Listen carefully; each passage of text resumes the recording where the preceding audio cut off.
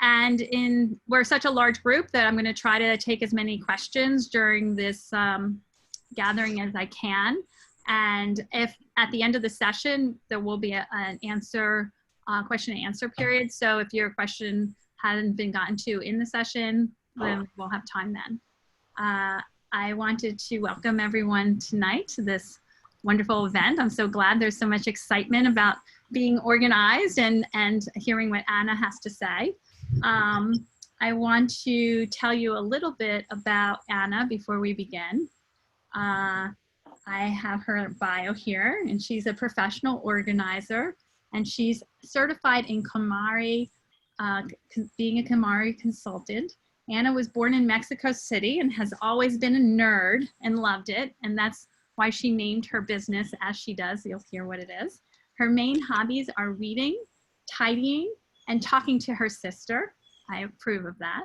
She studied foreign relations, diplomacy, and has a master in public policy. Now, as different as that is, I actually think that's really useful when you're dealing with people and their stuff. So I can understand that that philosophy follows into other things. After different jobs in a world of academic achievement, she started the biggest project of her life, her family. Again, pouring in came books and pregnancy and parenting and all different kinds of things that required different disciplines, and as many, while trying to keep up with a house, she struggled with building a home. And while striving for order and structure, she found Marie Kondo's book, The Life-Changing Magic of Tidying Up. Her life and her everyday attitude changed after tidying up with the KonMari method. She now allows herself to be calm and to enjoy the small and big things in life. She cherishes his home as a safe haven, and for her, a clear space has meant a clear mind. Anna cherishes empty shelves, floor space, and making room for what is important. She lives here in Princeton with her husband and her 3 young children, and she has a professional organizing business called The Tidy Nerd. And Anna is a member of our Jewish community, and also one of the favorite tidbits I learned from Anna in planning for this session was that she went to her first session to learn to do this method professionally because of a friend. And community and friendship keep blessing us all the time. So thanks for being with us today, Anna. And I turn it over to you. Thank you so much. Thank you everyone for joining. And thank you, Sherry, for the lovely presentation and for the lovely coffee on Sunday. I really enjoyed it. Well, thank you again, everyone, for coming. My name is Anna, and I think, as Sherry already presented me, I want to start with 2 questions. If we can see maybe raising hands or just signs in your screen for those who have their video open, is if anyone here has read Marie Kondo's book. I see some hands. Thank you. Thank you. And has someone seen the Netflix show on the title? Thank you. It's fun. The show is very fun.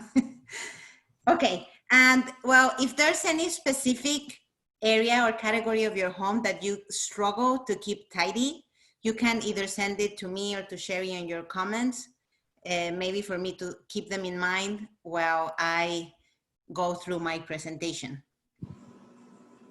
So I hope technology works with us, because I'm going to start to share my screen. And as you do that, if you haven't done so already, please mute yourself so that everything will be quiet to hear her presentation. I need just one moment, please. I want to do this right. Okay.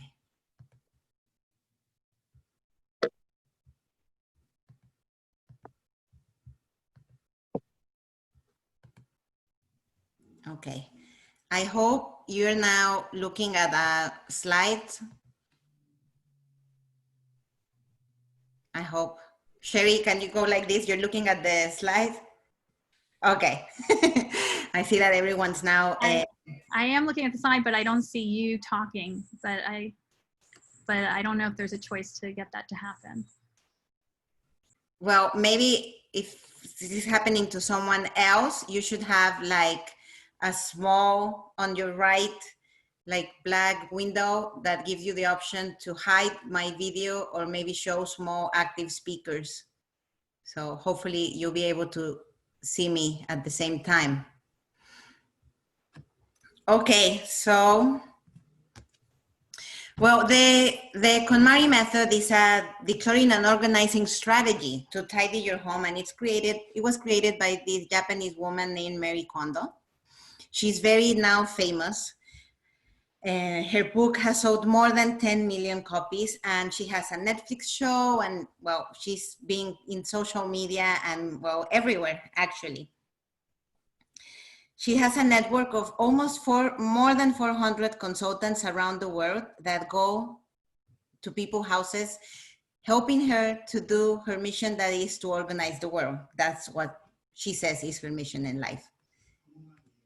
So I think Sherry already told you about a little bit about me. This is me with Mary Kondo. I met her during my seminar in New York City a couple years ago. She's very lovely. She's very short. She's very cute. I have to say that I wasn't always tidy. I remember spending some of my morning going through samples of makeup and bottles of shampoo in the floor of my bathroom with my kids and thinking to myself, I think I done this like a couple of weeks ago. I feel like I'm going around in circles in my house, like working a little bit here and then again I need to tidy over there and then again tidying over there. And I was committing very easy to fix, I would say, mistakes in tidying my house. And this is what we're going to talk about today, some like basic tips about it. So here it's me in the open before KonMari. So I just felt stuff everywhere. And well, this is me after KonMari. And I just wanted to, share a little before and after experience. So this is a quote from her actually, that a dramatic change in the order of your home will have a dramatic impact on your life. And I truly believe that, because facing our things and our stuff is facing our life, our belongings.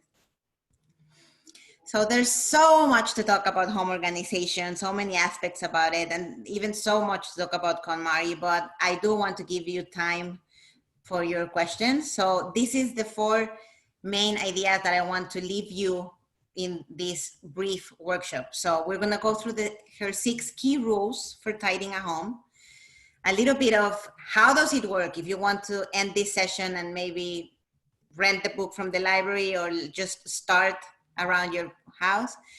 What are the categories, and some more juicy, I would say, personal tips from my own experience.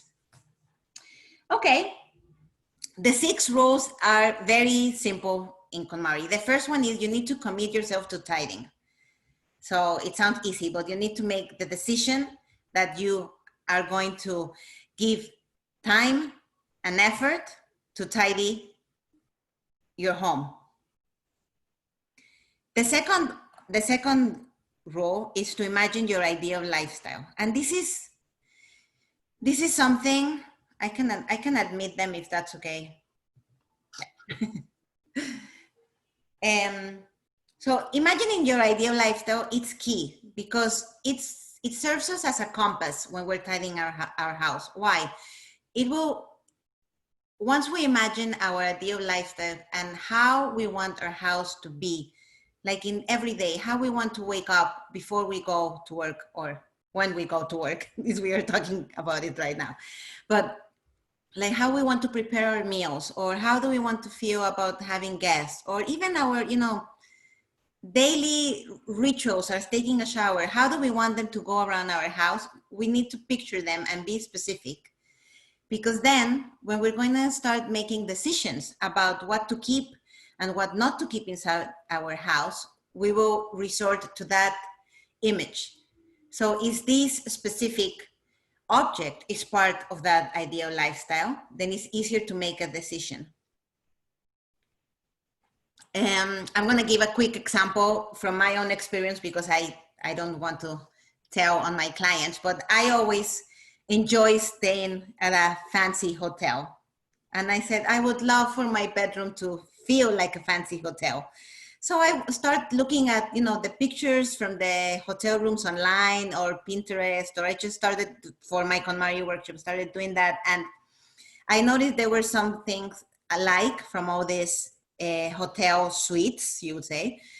And I said, okay, so they don't have a lot of stuff. It's just like a clean bed, nothing on the side bed. And I did it. And I really do enjoy. So it was very easy for me when I decided what to keep inside my bedroom. Then I said, yeah, that won't help in my ideal image that I'm looking for. It's just an example, but everyone can have their own. The third rule is to finish discarding first, because sometimes we are tempting, and I think maybe consumerism outside in the world tell us that organizing is filing and nice boxes and labels and color coding stuff. So it's really important to first discard your belongings. Until then, storage is temporary, simply because you don't know what stuff you will end up having.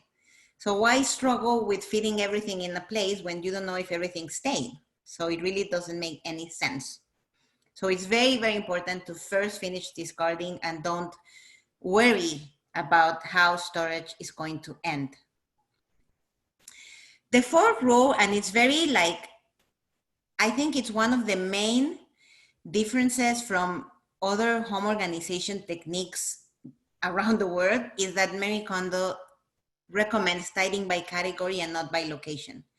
Like when you usually look at magazine ideas on the best tidying tips for your kitchen, the best tidying tips for the bathroom, it's always a recipe given for you to work on a drawer or on the closet. And the KonMari method recommends to go through one category to avoid duplicates and to just, literally going around in circles. You work one category at the time for all your house. And we're going to talk more about the categories, but this is a very important point. The next rule is to follow the right order.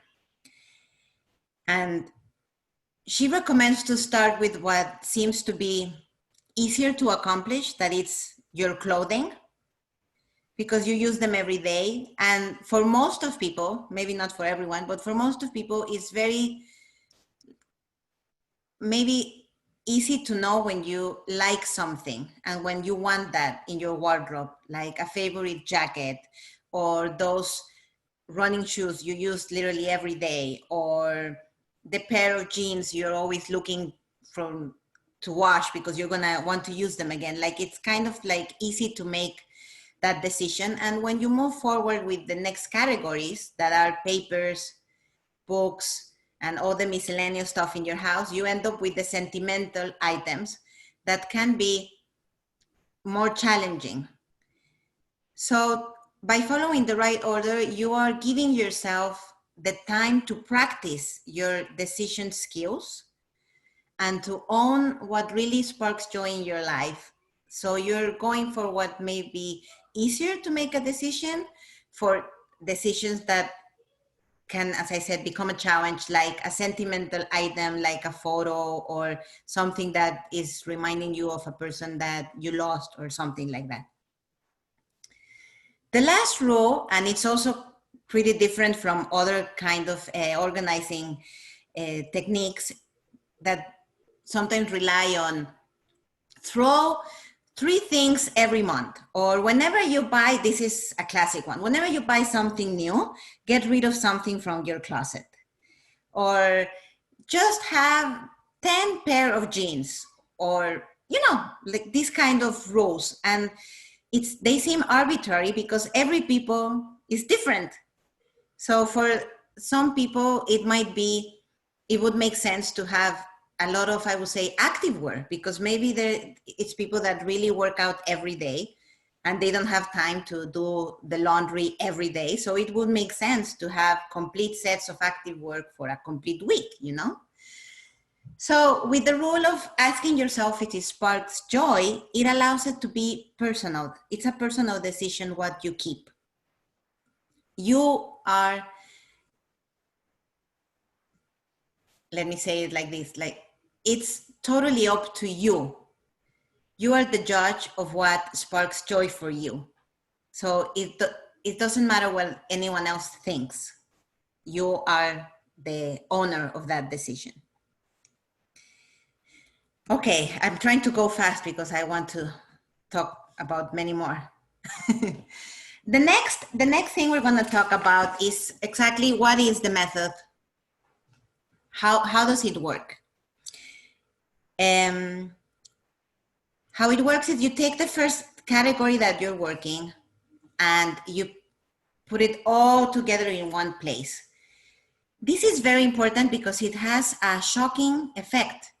You see all your stuff in one place and you notice how much stuff you have of a thing.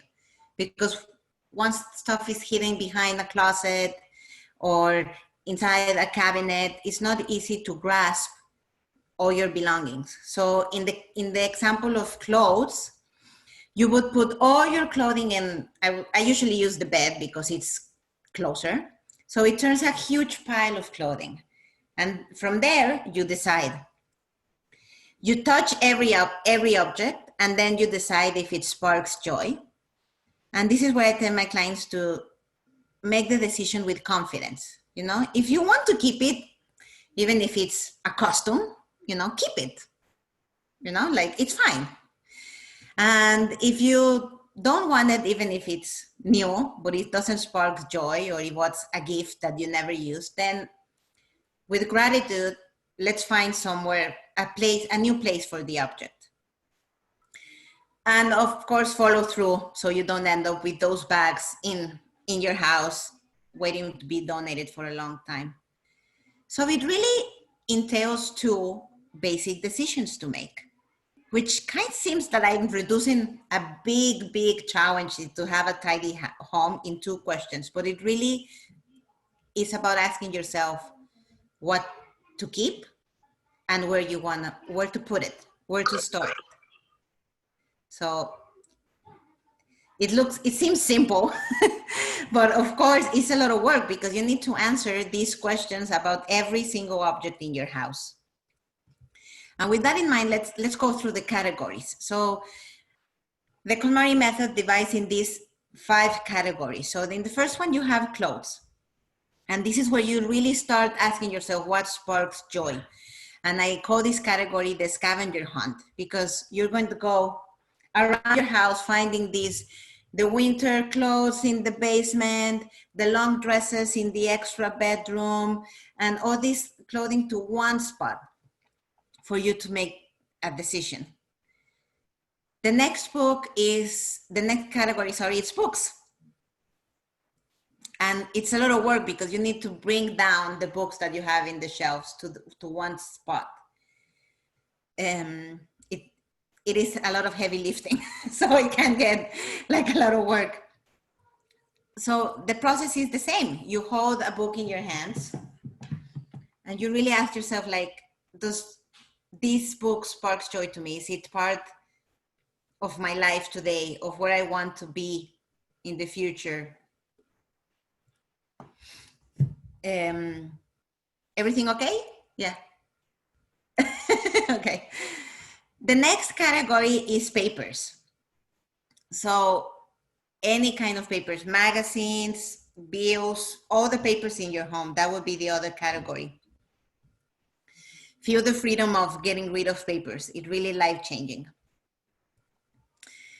The fourth category, it's called komono, which in Japanese means miscellaneous things, which is really where all the magic happens because it's the rest of your house.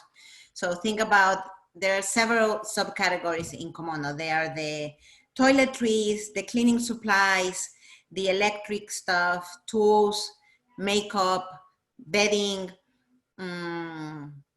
furniture, the pantry, the whole kitchen, toys if you have kids. So it's a huge category, but it's really where the magic happens because this is the category when not only like after you have your house clean, but the inside of your house is organized. Inside the closets, inside the cabinets, inside the drawers, your stationery, all that kind of stuff is inside the kimono. And the last category is the sentimental items that are left to the end, exactly because, well, you need to practice to be able to own your skills in letting go or not, and making like decisions for you regarding your sentimental items.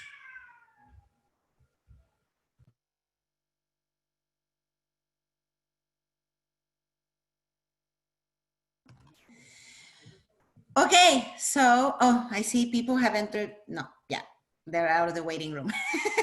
Wow, they're super fast. So I'm sorry if I'm going too fast, but I hope everyone will get to the questions. So these are my more personal tips that I learned from KonMari and that are from the KonMari philosophy. I love this first one, that is, you pick what to keep and not what to discard. Because you're not then with the baggage of, I need to let go of my stuff. I need to get rid of a lot of stuff. So you change the focus on, no, you need to pick things that you want inside your precious square footage to be part of your life every day. So it changes the perspective on just picking what to keep. So it's not that I need to throw this, I don't know, this cup away because I have too many. No, then maybe just hold it and say, I love this cup. I love taking my coffee with this cup. Of course I want to keep it, you know? My next tip is, it's a question I get every time. And I have to tell a story about this, that it's very funny when I talk to people about tithing. I don't know why. As I told Sherry the other day, I'm not a psychology major at all, but people like kind of reflect and complain about the other people living at their house. You know, like, oh, my house it's a mess, and my husband keeps everything on the floor, or my kids come with all their stuff, or my kids left the house and they left me all the stuff, or it's the toys of my kids, they're all the time on the floor. But it's always about the other person living in the house, you know? So my first advice is, do your stuff first. And there's two reasons because of that. The first one is because tithing is contagious. Once you have your stuff looking so neat and tidy and aesthetic, and you find everything, and you're not running around like, where are my glasses? Where are my keys? Where is my, so, and you're like, yes, this is my stuff. I'm ready to go. I'm putting on my stuff and everything's so nice. And I'm reading my book and I look like I'm in a vacation all the time inside my house. People say like, hey, I want to do that too. It really happens. And the other thing is, sometimes it works as an excuse, because I tell often my clients, with, especially when they have little kids, that it's overwhelming. My kids eat all around the house. I'm always, you know, full of, you know, the laundry and just trying to keep up. And I tell them, okay, but are your like important papers in order? Because I don't think your kids have anything to do with them, you know, but do you have your passports in a safe place? Do you have your tax receipts? Or do you have, another example is your sewing kit. Do you own a sewing kit? Do you use it? Do you know where it is? Does it have a pair of scissors that work? Because that is another example that has nothing to do with your kids. So once you do, I love this. Once you do your stuff, the other people in your house, their belongings, they really do bother you less. Okay, about storage. When you're struggling with storage, and I know this is a very common place, but I have to say the Tupperware drawer in the kitchen, go back to the phase for discarding. So maybe take out all your Tupperwares and just say, like, if you don't have a lid, let it go, you know, and make the decision on, you're always like, oh, I literally seen people do that. There's a Tupperware. Yeah, but that doesn't work. I'm looking for the one with the red lid. And I say, oh, if that doesn't work, like, get rid of it, you know? And also on that sense, when you're in doubt, do categories. And I do this even with, I say this a lot about the kitchen. I say this a lot about toys, because they say, oh, toys, I don't know where to start. And I say, why don't we start with stuffed animals? And then, okay, that seems doable. Or I said, okay, let's start in the kitchen. Why don't we just deal today with your pants? Let's take them out. So when you work with, you rely on smaller and smaller categories, then the task doesn't seem so overwhelming. And it's not so hard to say, like, I need to go through every object on my kitchen. Well, why don't we start with, this? Like the electric appliances in your kitchen. Let's just start with that and bring them all out. Okay, another tip on storage. Store things that are alike together. So think about the towels go with the bedding, right? The things that go to inside the oven probably should be close to the oven. All the toiletries together, plastic together. So think about things that are alike and put them together. Because once you store things in different spots, recipe for disaster. Because this is when you need, you're out of your shampoo. So you go, but you kept one on that bathroom and the other one on the other bathroom, and then you ended up buying one online and you had 4 in your house. So if you keep it in one same place, it's best. About online shopping, now that I said it, I have to say this. No, I have it later. Sorry, correct that. About my other tip about papers. Have a system that works for you. My tip is touch paper that go into your house once. And this is with the mail. You take it in your hand and you say, this paper, do I need it? No. Then walk the steps to the recycle bin. No? Or if it's something you need, a task you need to do, and this is, I will talk about it, then you put it in your, I love magazine holders to leave the tasks that you need to do there, you know? Or if it's a very important document that you need to hold, then that moment either file it or take the picture, whatever is your filing situation that works. The 2 minutes rule is, if it takes 2 minutes to do it nowadays, just do it and get rid of the paper. Like if it's an information you need to send a picture to your mother, just do it, send the picture. If it's a bill you need to pay, it like the landscaping bill and you pay with Venmo, then just go, do it. If it's 2 minutes, just do it. It will change your life. Then set a weekly tune-up for your papers. Maybe this magazine holder that I was talking with your pending tasks, don't let it overflow. So just say, well, maybe my Friday coffee or maybe my Tuesday coffee is for me to go over my paper magazine holder. And if there's something I need to do, I'll do it. Also, have a system for clothes, bedding, winter. Stop the procrastinating. It turns into a big, like for example, Marie Kondo says, don't keep your winter gear in a separate place. But I know that in these different kind of weathers, it makes no sense to have everything in the same place. But I find people dread the moment where you need to change your bedding and get out the snow boots and all the winter stuff. So my recommendation is do it first as a family, because with more hands on deck, the work is always less. And if you think about it, you say, okay, so this Saturday after breakfast, we're gonna change the season on our house, everyone as a team. And it's probably gonna take maybe, yes, 2-3 hours, depending on the age and the willingness of the people around your house, but it's done. And you don't have this in your mind of, oh, I need to do it, I need to do it. Just set a time for it to be done. This is, don't store away things you will forget you store them.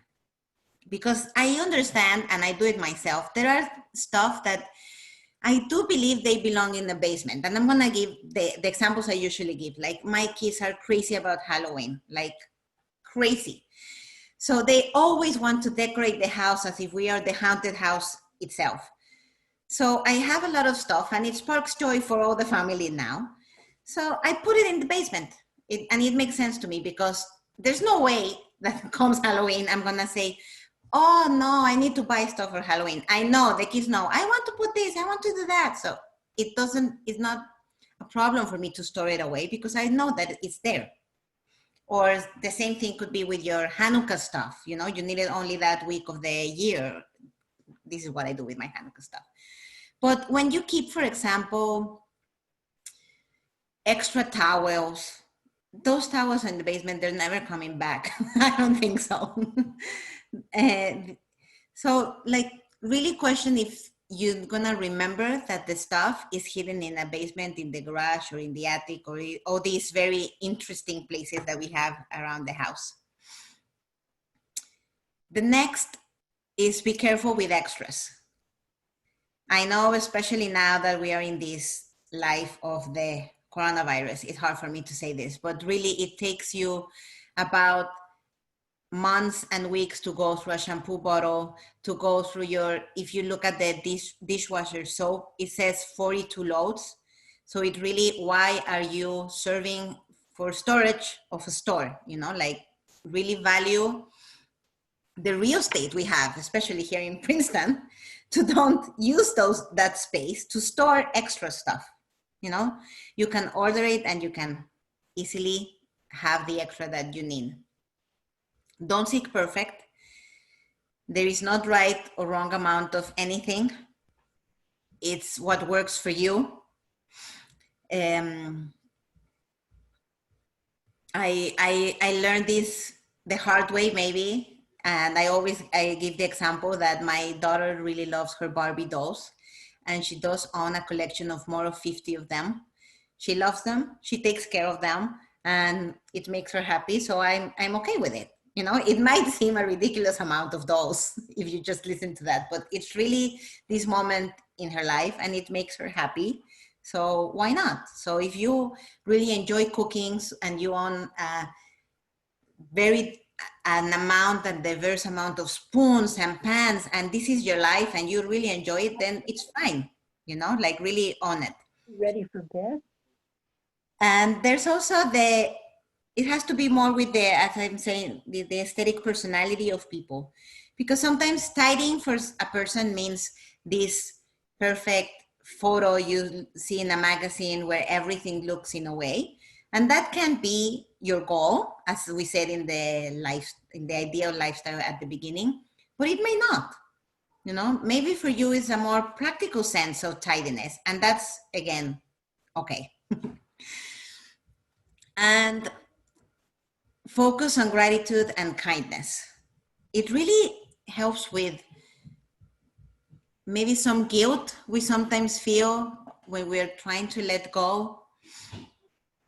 It really changes our mindset about shopping. And there's this woman that has a very, I forgot now her last name. Her name is Sarah, but she says, a couple years ago, I read how she explains, if you were to stand 30 minutes in line in a store for this object, would you buy it? And then for me, it was like, yeah. Now I change it to, maybe nowadays, I give my client the example. If this is the time where the app asks you to retype your credit card and you need to stand up, go to your purse before you go the one-click buy, if you will buy it, then you do want or need that thing. But if not, then, I mean, that's a little tip to stop the inflow of things coming inside.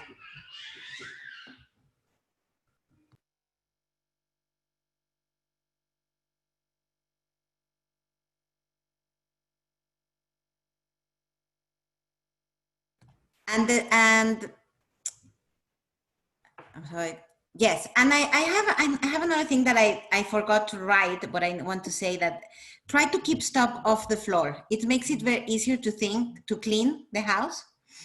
And always having empty shelves and empty drawers, which you can attain after you KonMari your house, which sounds kind of funny, but you will. It really, you can stride around your house, and there's always something coming inside your house that don't necessarily have a specific space the second it comes inside, or you have a guest, and then I love like opening an empty drawer and said, here, leave your stuff here. Or your daughter comes with a science project, or whatever, your husband's fixing something and he needs a place to leave the tools. Like having empty space is really when you start using that space. So just to finish, trust the method. Going through all your stuff has really a life-changing effect on you. It's hard work. And once the stuff that you don't need or you don't use or doesn't bring you joy, as Marie Kondo says, you can focus on your life, your finances, your family, your hobbies, your dreams, and anything that's important. So thank you very much. I am waiting for your questions. Thank you. I give it back to Sherry, our moderator. Hi, well, thank you so much, Anna. That was very informative. And you have such an energy about it. I can see how much you love what you do. Thank you, I do. So when I was conducting our coffee and enjoying our conversation so much the other day, I asked the obvious question, which maybe people would be embarrassed to ask. So I'm just going to tell everybody how it works if people want to bring Anna into their house. And she explained, and I might not have it 100%, that basically what she does is a little bit of a package thing where you buy 2 hours where you basically you take her through your home using, in COVID times, I guess, a device. You bring her around and you talk about your home for 2 hours and you give kind of a tour together. And then you go off on your own for 3 hours and you have access to her on a phone constantly, or at the end of the 3 hours, and you discuss your process, or you give her questions throughout. And so she has that package, and she charges like $85 an hour. So I just wanted people to know if they ever need something done. I know I have a deadline to use part of my basement for art, and it hasn't happened many years. And if I don't accomplish it by a certain time, I may be calling Anna. So we'll see. So anyway, I just want to open up the floor to any questions. If you want, why don't you send me in a chat if you have a question, and then just you unmute yourself. If more people do it at once, I'll just name the person who has a question and then unmute yourself. So go ahead.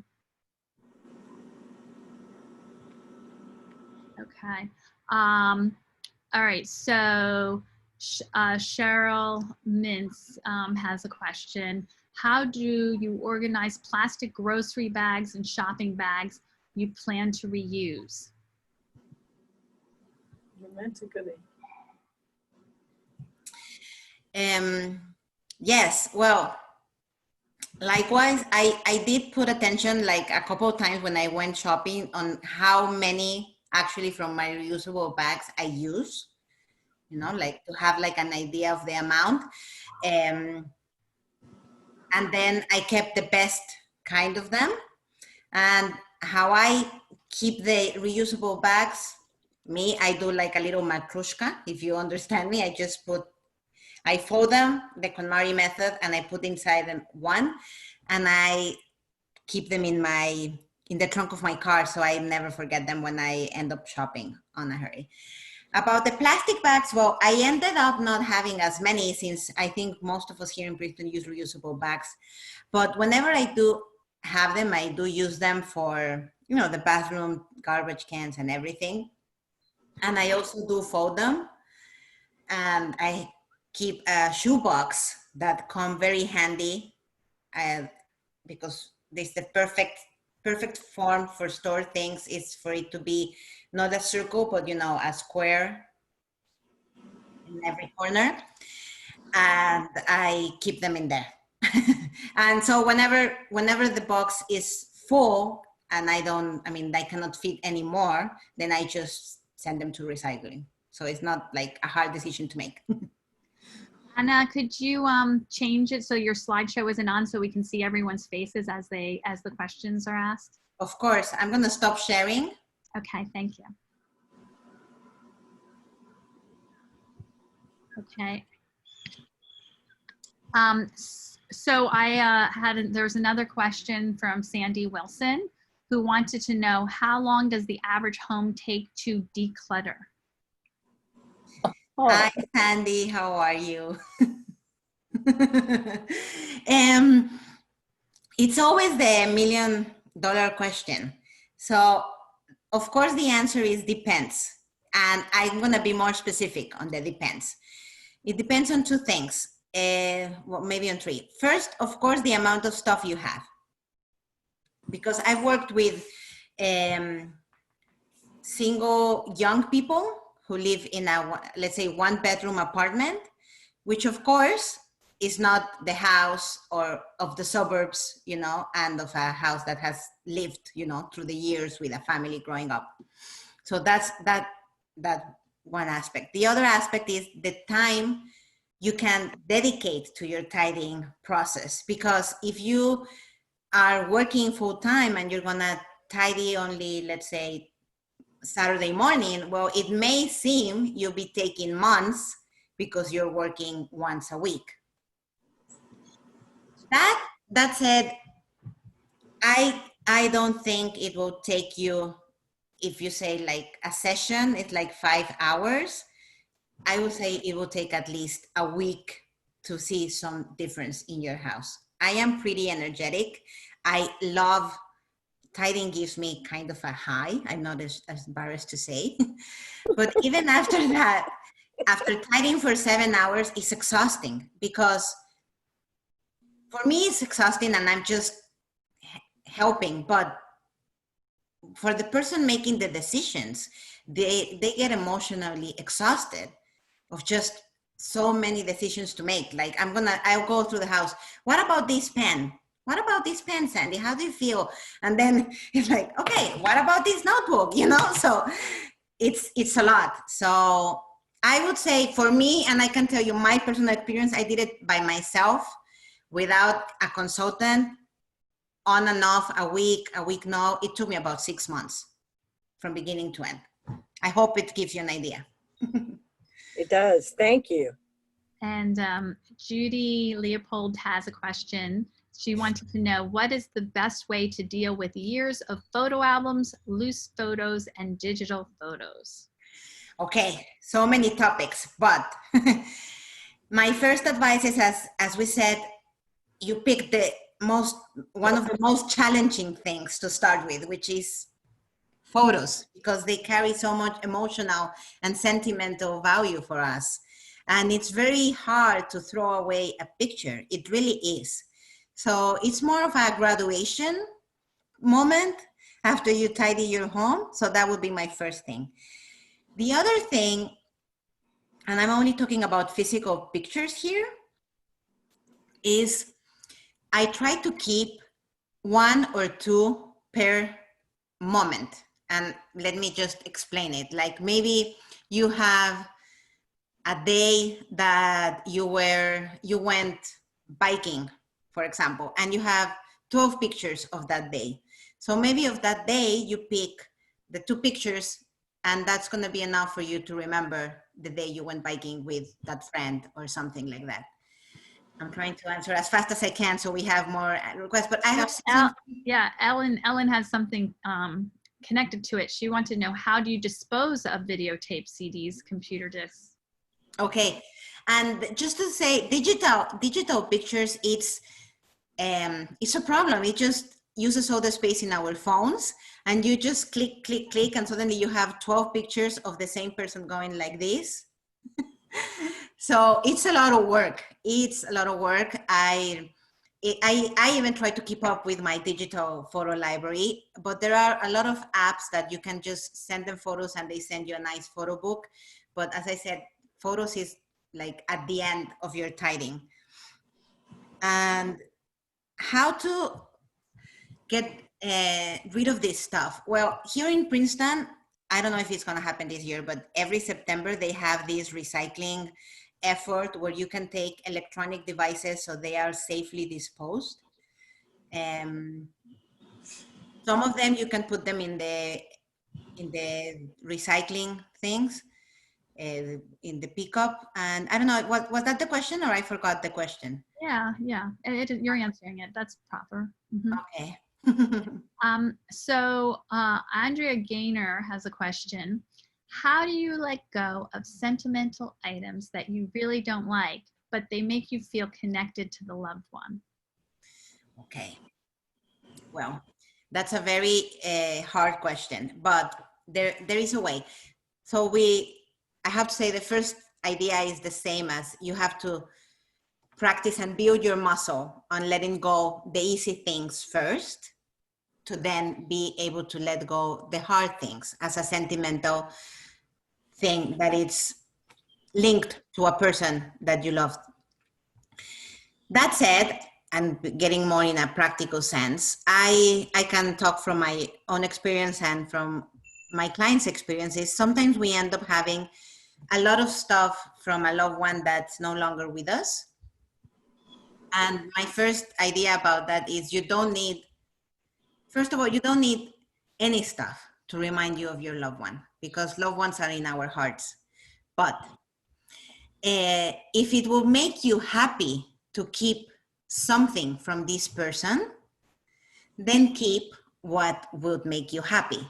And that said, it happened to me that I entered a house and they had this old furniture, and the couple was very modern in their style, but it was their grandma's, and the grandmother basically brought her up and she felt really bad. And I said, "Where's your grandma?" She said, "Oh, this is me sitting in her porch." And I said, "Well, then keep this picture and sell the furniture, you know?" So the people that love you are with you. And another thing on sentimental items, really, if it's something you really cherish, then give a special place in your house for it. No, don't hide them away. If it's something that has a sentimental value for you, and it connects you to your loved one, put it someplace that you see it every day, and maybe repurpose it. And then it's inside your closet or in your bathroom where you're walking every day and you see it. I have another suggestion to add to it, just because, there's not another question, so I'll add on, is that the idea of taking a photo can help you separate from it. But then the problem is that the photo's going into your huge amount of photos, so it doesn't feel so wonderful because you may never see the photo again. So if it's that important to you, these online mixed books or books that you can make, they're so simple now. Take pictures of the things that have those sentimental value and put it in a photo book and put them all together. Maybe there's like several things, and you should have 30 pictures of things from people. And what's so beautiful about those books is that you can actually narrate under them why it was important to you. So like, something happens to me, my kids know that was that person's, and this is the story about it. So it can make it easier. Also, if I may add, it's like keeping a gift, because the person that gave you that gift is a very good friend of yours. So I always say, like, would the person that gave you the gift will feel happy that you're keeping it out of guilt? Like, really, was that the purpose of the person giving you this gift? I think the only purpose of that gift was saying, I'm thinking about you. I'm thinking about you. I care about you.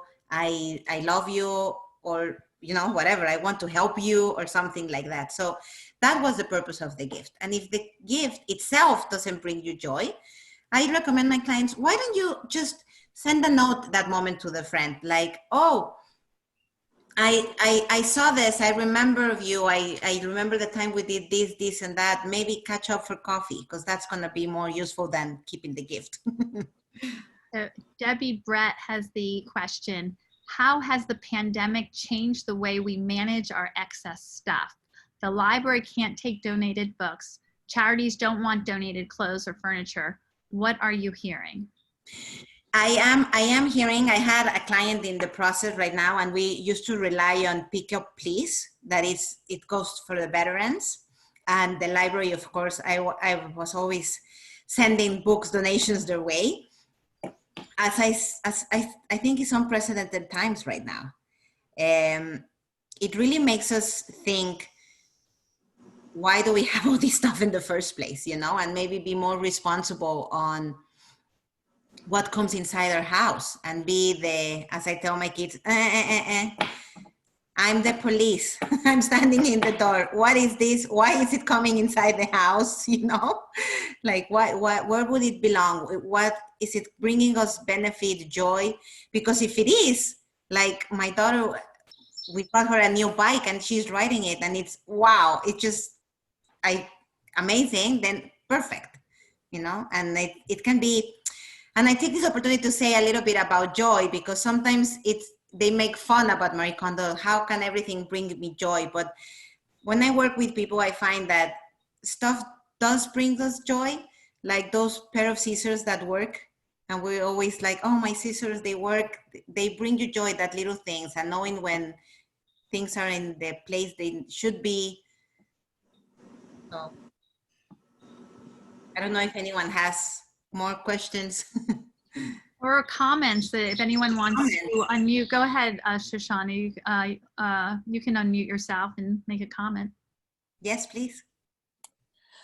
Well, I was always into photography, and it turned out that I ended up with 100 albums of photographs. And when I was working recently on a memoir, I was told to pull out some photographs, and it was shocking to take, you know, to have to go through 100 albums. But then when I started to pull it out, and of course I didn't know what I would really end up with, because, you know, you could pull something out, but 5 albums later, maybe you'll find, you know, something you're going to choose. So at the end, what I really decided to do, because I knew that I just was not going to be going through these. They were in a special closet that I had built shelves to put this on. So what I did was I took the ones that I selected for the book, and then I also used the ones that didn't make it in the book, but I kind of made an album of all my favorites. And so it's with me now in my office. And then I made, you know, like a separate album for when the kids were really young. And it's, you know, I'll just have to leave those 100 albums to the kids and they can divide it up. But for now, I mean, there's just, I know I have something from every era, you know, in this, really, there are 2 books actually. And that's, you know, something that worked for me. I'm happy for you. It really is life-changing to go through all your stuff. And some people even, you know, change careers, some people get a divorce. Like, it's really life-changing to go through your stuff. You don't have to have such a dramatic change, but it really profoundly changes the way you look at your belongings in a healthier way, I think. Well, Anna, this has been so wonderful. Does anyone else have any last questions? Comments? It's been so wonderful, Anna, and I can just feel your exuberance for what you do. It's really nice of you to share all your ideas and thoughts with us today. Thank you so much. Thank you. Thank you so much. And you can always reach me with questions. And everyone can unmute themselves and say whatever they would like now, and feel free. Thank you. Thank you. Thank you. Thank you so Very much. nice. Thank you. Thank you so Thank much. You all be well. Thank you. You've inspired me to get That was helpful. I hope so. I hope so. It's a lot of work, but we can do this. Thank you. Is there Thank you. contact Thank information? you. What's that? Contact information? Oh, Anna. Yes, I have it here. Thank you. We can send out an email with her. That would be information. good, yes. Yeah, that's what we'll It's here, do. And one place, if you have extra stuff and you don't know what to do and you're on Facebook, I highly recommend Marketplace if you want to sell it, and Buy Nothing if you want to join a group of people who will only give things, and you can put out something you need, and the community will give it to you. I just got a bike trainer worth like $200 by doing that yesterday.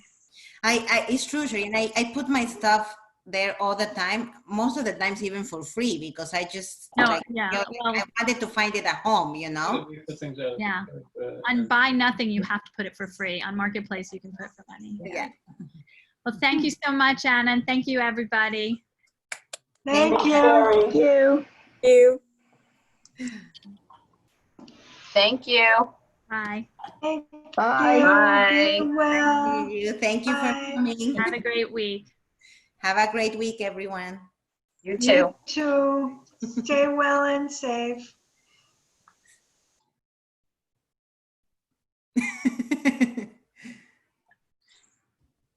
Bye. Bye. Bye. Bye. Bye. Thank you, Anna.